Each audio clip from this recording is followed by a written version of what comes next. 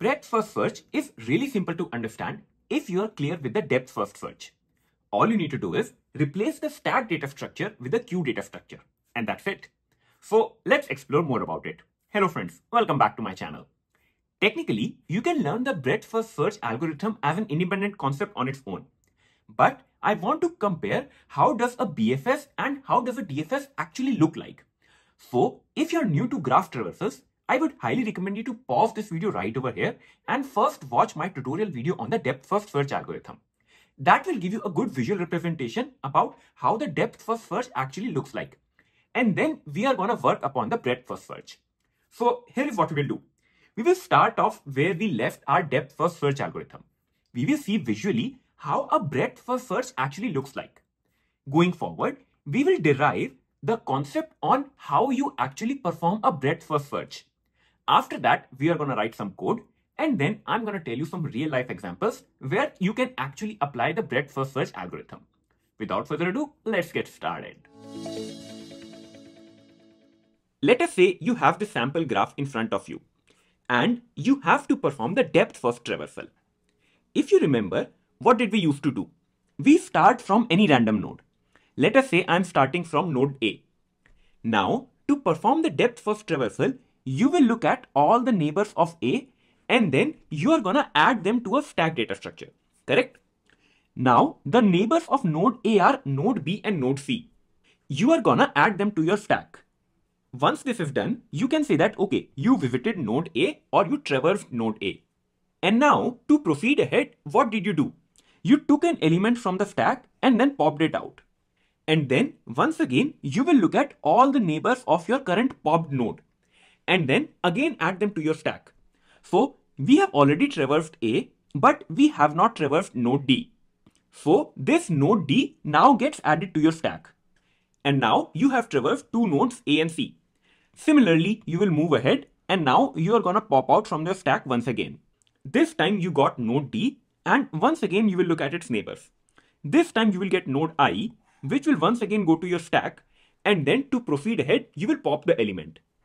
So this is how we were doing the depth first traversal, correct? You started from a node, and then you kept on exploring all the way to its depth. What happens next? Once you have traversed the entire depth, then once again you will look at your stack. You have node B. This time you will pop out node B and you will look at its neighbors. So the neighbors of node B are A, E and F. You have already traversed node A. So now what you will do is you will put in nodes E and F to your stack. This process will go on now, correct? Now you will pop out node E and then once again look at the neighbors of E. This is how you proceed ahead. So once again, if you notice, we start from a node and then go all the way to its depth. Then pick up the second node and then once again we will go all the way to its depth. That is why it is called as the depth first search, right? Now, what I want you to do is take a moment and focus on the depth of each node from your starting node. That will give you a very good insight. For example, when I am starting, this is my first node, right? So I can say that the depth of this node is 0, right? Now, find out all the nodes which are at a depth of level 1. That means just one edge away from your starting node. So I can say that node C and node B. Both of these nodes are at a depth of level 1. That means from my starting node, I can just take one edge and reach B. I can take one edge and reach C. So both of these nodes are at the first level, right? Now move ahead. Where can you reach if you go down one more level? From node C, I can reach one more level and that is node D. And then from node number B, where can I reach? I can reach at node E and node F. So technically what is happening is that this is my first level, this is my second level, and then this is my third level. If you go on proceeding like this, I will get my fourth level now. So from node D, this is my fourth level. From node E, I can reach here, or I can reach here. And from node F, I can reach node M. Notice that all of these nodes, they are at a depth of 3 from your starting node, correct? So if you were doing a depth first search, you will start from the first level, then go on to the second level, then the third, then the fourth. Then once again, you start from the first level, then second, then third, and then so on, right? So this was depth first search. You were going down each level first. For a breadth first search, what you do is you go level by level. That means you are looking at the entire breadth first. So how do you get this breadth? For the first level, I only have one node, and that is node A. So what I get is I get my first node, that is A. And now, as per the concept of a breadth first search, you have to explore all of the nodes at just one depth. So where can you reach just by traveling one edge? You can reach at these two nodes, right? Because they are at the next level. So for a breadth first search, this traversal will now look like C and then a B.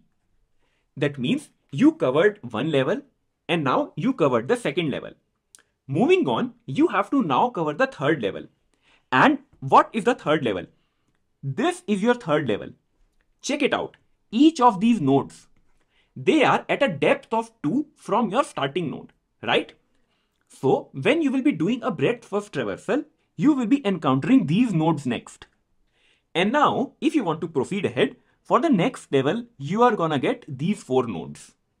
This will go on, and this is how you are defining the breadth first search.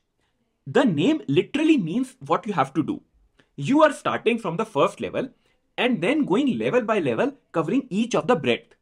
Whereas for a depth first search, you started from a node and then went all the way deep only onto just one node. You started from here and then went all the way deep into one node, right? Then you are starting at the other node and then you are going all the way deep into your second node. So that is why I wanted to compare both the breadth first search and the depth first search side by side. This gives you a very good idea. So this is how the breadth first search looks visually. And when someone asks you what is the breadth first traversal of a certain graph, that means they are going level by level.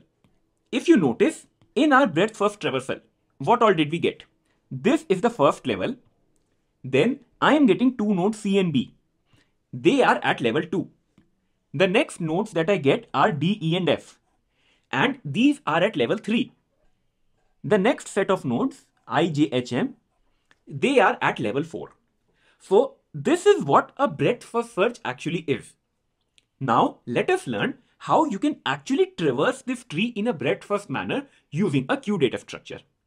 I have this graph in front of me and we will try to perform the breadth first traversal on it. You can start from any node that you want. For this particular example, I am starting from node number 1. So what is the first thing that we do? We are traversing node 1, right? So we will maintain a visited set. This is gonna contain all of the nodes that we have already visited or already traversed. And we will also take the help of a queue data structure. Very similar to how we took the example of a stack data structure when we were doing the DFS algorithm. So to start off things, I am starting off with node number 1. That means I am visiting it. So I'm going to write down node 1 in my visited column, right? And then what you're going to do is just look at all the neighbors of 1. 1 has 3 neighbors, 4, 3 and 2. So what you will do is just add all of these neighbors to your queue data structure. So over here, let us say I am adding 3, then a 2 and then a 4. This now completes your traversal of node number 1. So that is done. What you now have to do is just look in your queue and start removing elements one by one until your queue is completely empty. So what do? We look in our queue and I get the node number 3. I pop it out of my queue and I will mark it as visited. That means I am traversing this node now, right? And to traverse, what do? You will look at all of its neighbors. Its neighbors are node 1 and node 2, right? You have already visited node 1, right? So you will not add it to your queue. But have you visited node 2? No. So add it to your queue right now. 3 does not have any more neighbors. So we are done. And I can say that, okay, I traversed or traveled node number 3 now. To move ahead, look in your queue. what do I have? I have node 2. You haven't visited node 2 yet, correct? So you take out 2 and put it in your visited set. And now to actually visit node 2, just look at all of its neighbors. Its neighbors are 1, 3 and 5. You have visited node 1, you have visited node 3, but you haven't visited node 5. So add this node 5 to your queue. Node 5 has now been added and you traversed all of its neighbors. This is done now. 2 is complete. What do you do now? Look in your queue. You get the element 4, so you pop it out. That means I am visiting node number 4 right now, correct? So look at its neighbors. You have visited 1, you have not visited 6 and you have not visited 7. So you are gonna write down both of these nodes in your queue now. You looked at all the neighbors, that means you visited node number 4. Move ahead now. What is the next element in your queue? It is node number 2. But if you notice, you have already visited it, right? So what you do is, you simply pop out this element and don't do anything with it. And continue ahead. The next node that you get is node number 5. Just take it out now. Node number 5 does not have any other neighbor other than node 2. And you have already visited it. So no need to add any other element to your queue. You are done with node number 5. Now, if you pop out more elements from your queue, you will get node number 6 and node number 7. And then your queue will be completely empty. And if you notice, you have traversed your entire graph in the breadth first manner. What did you do? First of all, you started from level 0. Next, you are looking at all of the nodes that are at first edge distance. So you can reach node 2, node 3 and node 4. And notice, after the first node, what do you have? You have nodes 3, 2 and 4. You do not have node 5. Whereas, if it was a depth first traversal, you will start from 1, then go to 2, then go to 5. So this is the difference. In depth first search, you go all the way deep. But for a breadth first search, you will start to look at level by level. So this is how you use the queue data structure to perform the breadth first traversal of a graph. Once again, keep in mind that a breadth first traversal isn't definite. That means it is not necessary that you will get the same order every time. Because when you're looking at all the neighbors of a node, you can insert these neighbors in the queue in any order. You could insert 2, 3 and 4, or you could have also inserted 4, then a 3 and then a 2. So the final order may change, but it is guaranteed that you will go level by level. And that is what a breadth first search actually means. Now let us quickly write some code around it and see how it works in action. On the left side of your screen, you have the actual code to perform a breadth first search. And on the right, I have a smaller graph for better understanding. Notice that in my function, I am taking a start vertex. This vertex can be any node in your graph. For this example, I am taking node number 1, correct? So this node number 1 will actually be the starting vertex that gets passed into the function. The first thing that we do is we create two structures. First is a visited set that is gonna store all of the nodes that I have already visited. And next I am gonna create a queue that will store all of my nodes as I am visiting them, right? To begin our algorithm, the first thing that we do is we add the starting vertex to our queue. So 1 will get added to my queue over here. And now what do? You add 1 to your visited set as well. That means you are visiting it. The next thing that we do is we start a while loop that will go on running until your queue is completely empty. And then in the loop, what do? We poll the element from our queue. That means we fetch whatever the element is. I get a 1 and then I will look at all of its neighbors. If I have not visited these neighbors, I will add these neighbors to my queue over here. If you notice, we traverse the adjacency list of this particular node, and then if the neighbors are not in my visited set, I will add these neighbors to my queue. So this will add node 3, node 2 and node number 4 to my queue as well. Node 1 already got removed because you polled it, right? So now what will happen is this loop will run again, and once again you are gonna poll your queue. So this time you get node number 3 and then you will look at all of its neighbors. This time you will add node number 5 to your queue, and then once again this loop will keep on running. So this is how a breadth first search actually works. Ultimately, you will have traversed all the elements. You can either print them or store them or do whatever you want, right? The time complexity of performing a breadth first search is order of v plus e, where v is the number of vertices and e are the number of edges. Because you have to traverse all of these vertices and all of these edges at least once. And the space complexity of this solution is order of v. Because you will need a queue to store at most all of these nodes in the worst case, right? Now, let us look at some examples where you might have already used the breadth first search. For example, I have this graph in front of me, and I am starting from this particular node. From all that we have learned, if you have to perform the breadth first traversal, how will you go about it? You start from the first node, and then you will look at all the nodes at a depth of level 1, right? Going forward, you are going to look at all the nodes that are at a depth of 2. So you get all of these 3 nodes, right? And if you have to move ahead, you will look at the last remaining level that is at the furthermost depth, correct? So this is how the breadth first traversal will be. Does this seem familiar to you? Have you already seen this somewhere? Let me give you a hint. Just take this graph and rotate it by 90 degrees. What do you see now? Doesn't this look like a binary tree and you are doing a level order traversal? This is the root node and you are going level by level, right? So first of all, you traverse the root node, then you look at the first level, then the second level, and then the third level. That is it. Breadth first traversal is nothing but a level order traversal of the binary tree. The only difference is, in a binary tree, you can only have 2 neighbors of a particular node, right?